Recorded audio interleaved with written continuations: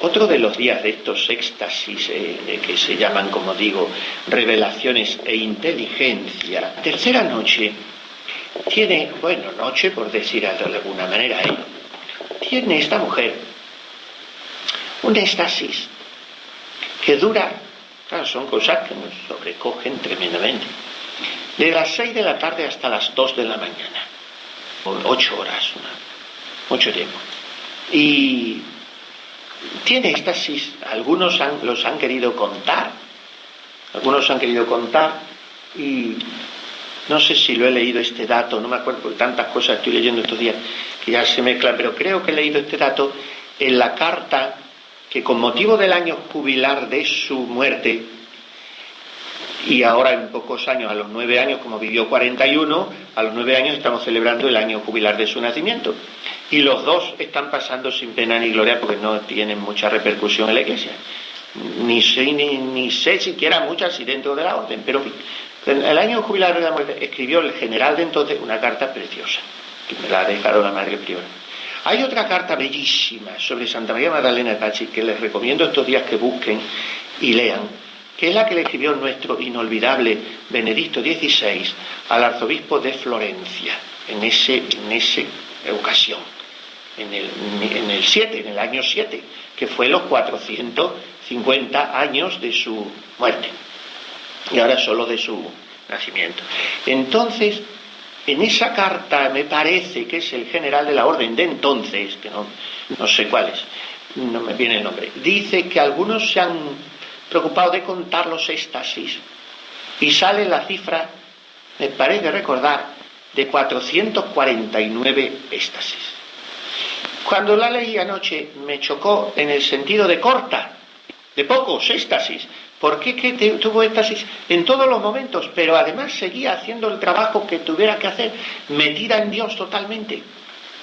Otra vez lo dejaba de hacer y se quedó con las manos en la cofaina lavando durante hora y media, totalmente inmóvil, totalmente fija en un punto, y otras veces era en medio del sueño, hablaba, las novicias iban allí a escribir, y luego era una religiosa absolutamente normal, comprometida en sus oficios, a la que nombran primero sus maestras, luego su priora, y luego, en fin, o sea, muy en todo, muy resultona, una religiosa muy capaz y muy completa, pero vivía metida en Dios de esa manera, y era en ella algo habitual, lo sobrenatural era en ella lo natural. Bueno, pues estos días que fue una semana, la que estamos diciendo, fue la octava de Pentecostés, en junio del año 1585, fue la semana de estos éxtasis que venimos comentando, de las revelaciones e inteligencias. Tengamos presente que hablamos de una chiquilla de 19 años, que ha entrado en el convento a los 16, que ha profesado in articulo mortis, llevada en una camilla ante una virgen en el coro, ante una imagen de la Virgen, porque se moría a chorros, y la profesan in articulo mortis. Y resucita y empieza a llevar una vida consagrada, absolutamente entregada, y a los 19 años tiene esta experiencia hermosísima de estos 8 días de éxtasis. Pues en el tercer día, en el éxtasis de la tarde-noche, que dura más que los otros días, como digo, de 6 de la tarde a 2 de la mañana, tiene toda una contemplación de una belleza sublime sobre Cristo como pastor, Cristo como puerta, Cristo como aprisco. Y entonces habla de los 3 apriscos de Cristo. Vamos a saborear un poco esto para encendernos en el amor del esposo y para recordar algunas verdades de fe también. Amen, amen, dico vobis. Empieza ella a decir en latín, que no lo sabía, pero empieza a hablar en latín.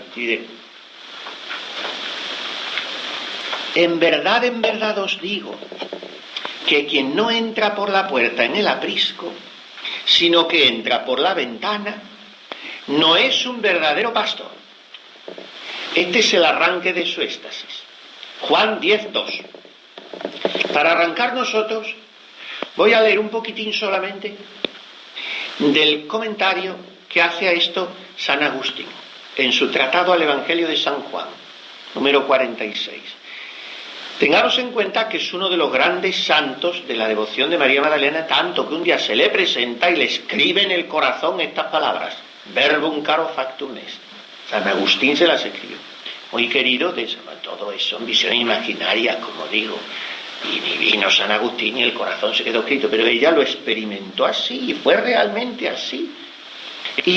Pero San Agustín, uno de sus grandes santos, como lo fue también de Santa Teresa.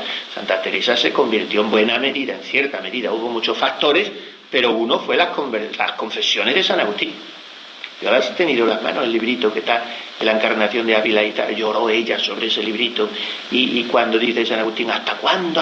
Es decir, mañana, ¿por qué no ha de ser hoy en esta misma hora?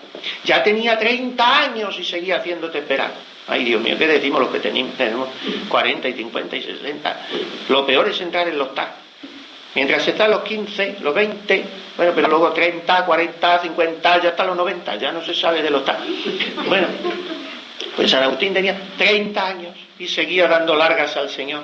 Claro, 30 años, porque entonces se moría la gente a los 50 o 60, como es lo educado y lo normal, morirse a los... Lo educado y lo correcto sería morirse a los 33 años. Lo correcto, porque es la edad a la que vamos a resucitar todos, dice Santo Tomás de Aquino, todos a los 33 años. El que tenga 90, con 33, y el que tenga 3 meses, con 33. Todos vamos a resucitar con el cuerpo glorioso con 33 años. Lo dice Santo Tomás. Por lo tanto, lo educado y lo práctico y lo correcto y lo todo es morirse a los 33 como mucho. Ya pasar de ahí es una falta de educación, yo soy el primero que la estoy cometiendo. Bueno, pues entonces tenía 30 años San Agustín y ya no podía hacer esperar más al Señor. Pero, sí, hasta los 33 años se ha hecho en la vida, todo lo que se puede hacer a los 33 se ha hecho. Todo lo malo y todo lo bueno que se puede hacer a los 33 se ha hecho. Y después el Señor nos da prórroga, como es tan bueno que nos da prórroga y sigue esperando y sigue, y entonces pues menos mal a esas prórrogas, menos mal, pero vamos, que hay que aprovechar bien el tiempo, hay que aprovechar porque esto no se sabe, no sabéis ni el día ni la hora. Bueno, pues San Agustín en ese tratado, el Evangelio de San Juan, dice: por el portero debemos entender al Señor. En las cosas humanas hay más diferencia entre un pastor y una puerta que entre un portero y una puerta. San Agustín es fantástico, y además hay que leerlo en latín, porque el latín hace juegos de palabras, constantemente juegos de palabras. En español no se entiende, porque no. Pero por ejemplo dice, mañana, ¿hasta cuándo voy a decir mañana? Pues él dice, cada vez que dices mañana, eres un cuervo. ¿Por qué? Porque en latín mañana se dice crash, y de cada vez que dices crash te haces cuervo. Bueno, pues juega constantemente con el latín porque es un orador extraordinario. Y aquí habría que leerlo en latín, pero dice, en las cosas humanas hay más diferencia entre un pastor y una puerta que entre un portero y una puerta. Y sin embargo, el Señor se llama a sí mismo pastor y puerta. ¿Por qué no hemos de ver en él al portero? El que se manifiesta a sí mismo es el mismo que se abre. Si buscas que otro sea el portero, puedes reconocer bajo ese nombre al Espíritu Santo, de quien el Señor dice, Él mismo os enseñará toda la verdad. La puerta es Cristo, que es la verdad. ¿Quién abre la puerta sino el que enseña la verdad? En fin, sigue, es un comentario largo, muy bonito, como todo lo de San Agustín, pero quería un poquito que solo nos sirviera de introducción. Vamos ahora al comentario, más que comentario, al éxtasis, o sea, a la inteligencia, por eso está también puesto el título, que no lo puso ella, revelaciones e inteligencias, o sea, lo que Dios le revela y lo que ella entiende. Por lo tanto, no es una elaboración suya, no es obra del entendimiento de Magdalena, es algo que recibe y como Dios quiere que se nos transmita, se lo hace decir en alta voz, bajo el éxtasis. ¿Cuántas almas entrarán en éxtasis o tendrán gracias en la oración muy grandes? Pero Dios no dispone que trasciendan. Y en el caso de esta mujer, pues es como en el caso de Catalina de Ricci, de Catalina de Génova, de Ángela de Foligno, místicas italianas extraordinarias, de Catalina de Siena, Y no digamos de nuestra Teresa de Jesús.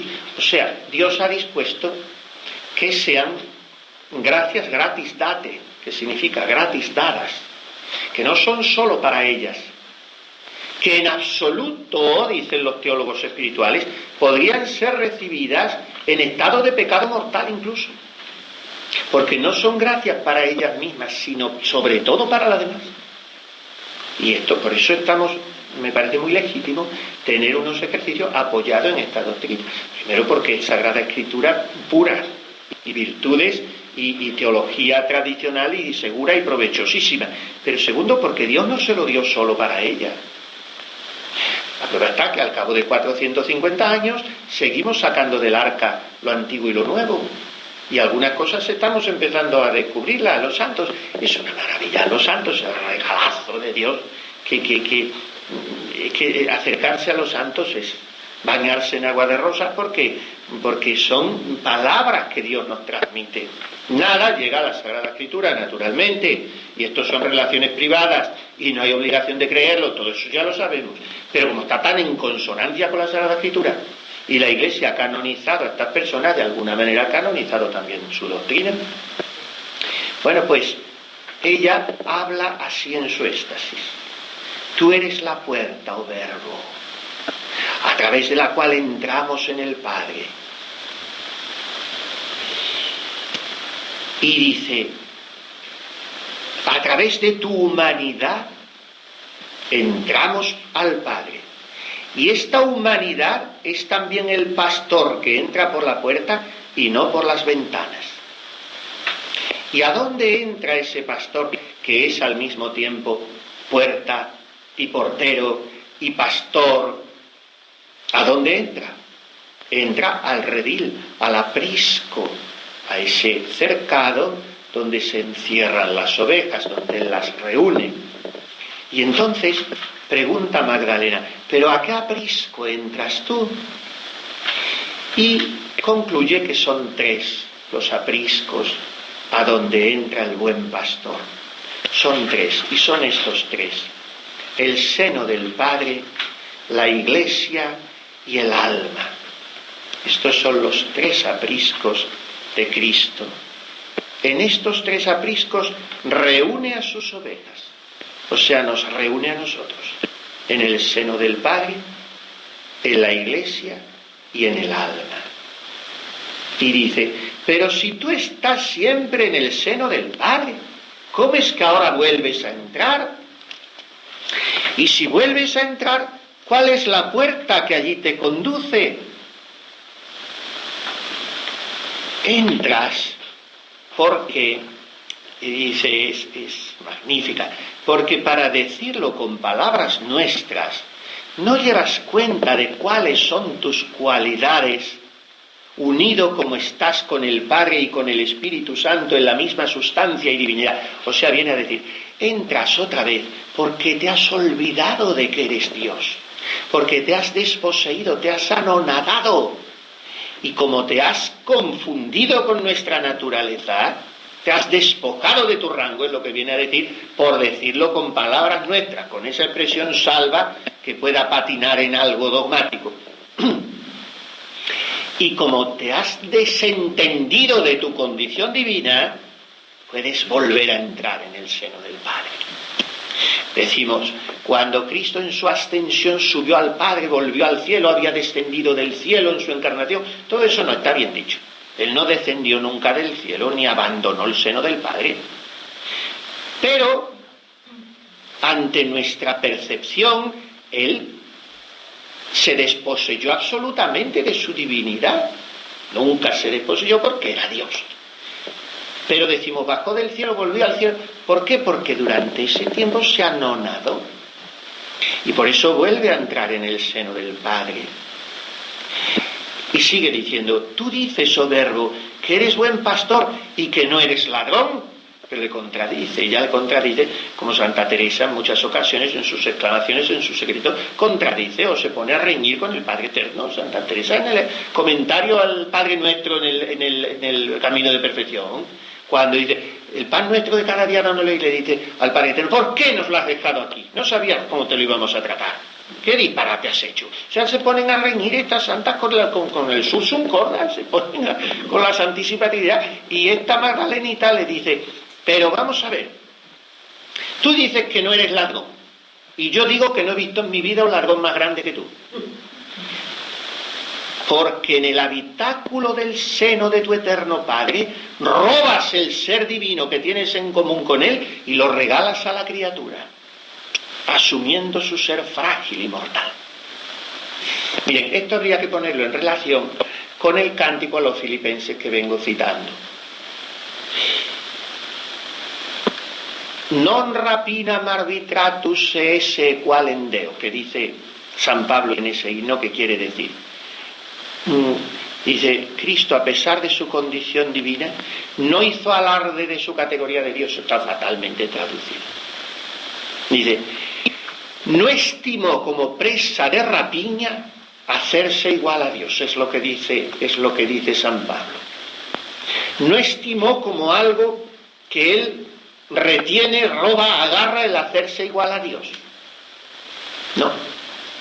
Porque como se había anonadado de esa manera, si hubiera querido seguir teniendo el rango de Dios, hubiera sido como un ladrón.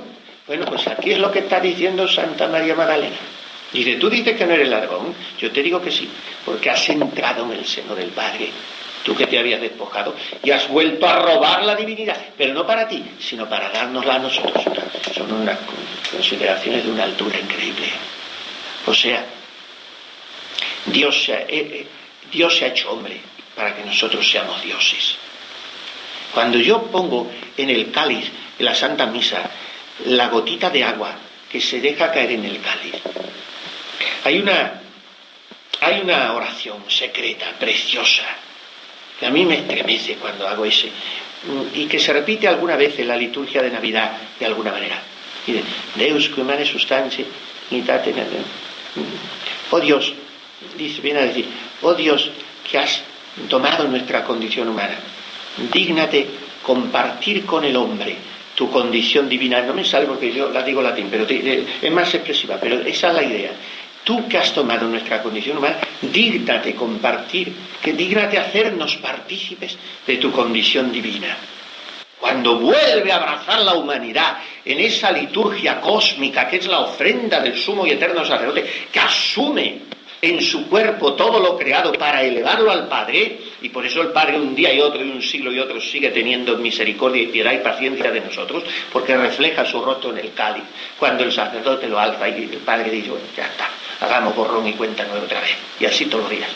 Refleja el Padre su rostro en el cáliz y se acabaron las penas. ¿Qué vamos a hacer con estos desgraciados? ¿Qué vamos a hacer? Perdonémosle otra vez y per ipsum et cum ipso et insus, y la Santísima Trinidad recibe ese regalo. ¿Y qué va a hacer?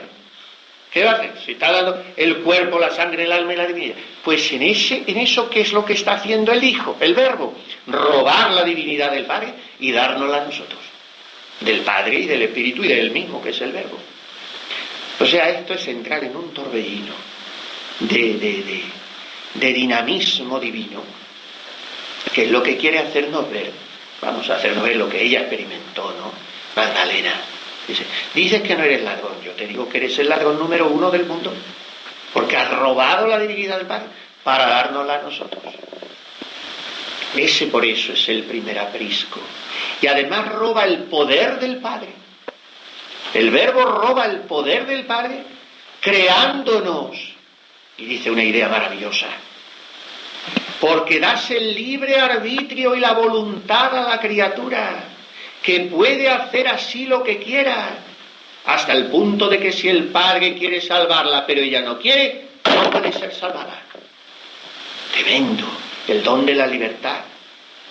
El don de la libertad es lo que nos hace divinos, lo que nos hace más parecidos a Dios y lo que nos puede hacer más lejanos de Dios. La libertad es la maravilla que Dios nos ha dado, pero cuidado con ella, porque no hay libertad si no es para el bien. Dice San Juan Pablo II en la Veritatis Splendor, una encíclica maravillosa, donde explica el verdadero concepto de libertad.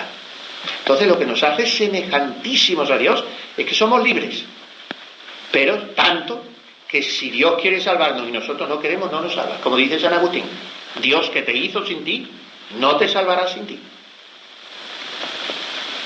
Tú robas el poder al Padre porque tus ganas de comunicarte te hacen ser ladrón. La gana de comunicarse a nosotros del Verbo. No intentas entrar por la ventana sino por la puerta, porque tu humanidad se alegró de estar sujeta al Padre y de cumplir todo lo que Él quería. Qui cum informa Dei esset, y aquí vienen los filipenses, non rapinam arbitratus est esse qualem Deo, se semet ipsum ex in anibit formam serviat cipiem. Pero Magdalena lo entiende mejor y dice, aunque eras igual al Padre, te contentaste con la forma de siervo, aun siendo lo que eres, principio sin principio, fin sin fin, Dios de Dios, inescrutable, incomprensible, tú que solo de ti mismo, para ti mismo y en ti mismo gozas tu ser, gozando en ti tu igualdad con el Padre. Entonces yo digo y repito como haces tú, que no eres ladrón. Ahora ella pone las cosas en su sitio. No eres ladrón. Porque teniendo en ti mismo todo el ser del Padre y del Espíritu, dándolo a la criatura, le das de lo tuyo, algo que te pertenece, y se contradice de todo lo anterior, que era como una especie de recurso dialéctico. Por eso no eres ladrón y robas al Padre su poder de engendrar, aunque tú engendras de nuevo a la criatura. Tú la vuelves a engendrar con la esencia misma del Padre junto con tu humanidad, y derramando tu sangre has regenerado con esa humanidad la criatura que habías creado antes. Haces oír tu voz a tus ovejuelas, atrayéndolas, llamándolas, suplicándolas entrar en el redil, etc. El segundo aprisco es la Iglesia, donde el pastor, el Verbo, da a las ovejuelas el agua limpidísima de su gracia, en la Iglesia.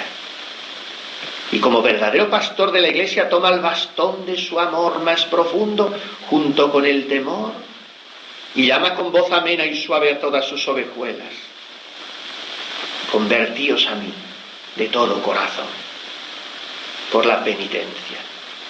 Y en el redil de la Iglesia las ovejas gustan la suavidad del pastor, porque éste se les da en comida. Pasto al fin hoy tuyo hecho, ¿cuál será mayor asombro? ¿El llevarme tú en el hombro o el traerme tú en el pecho? Prendas son de amor estrecho, que aun los más ciegos las ven. Oveja perdida ven sobre mis hombros, que hoy no solo tu pastor soy, sino tu pasto también. Pastor y pasto. El tercer aprisco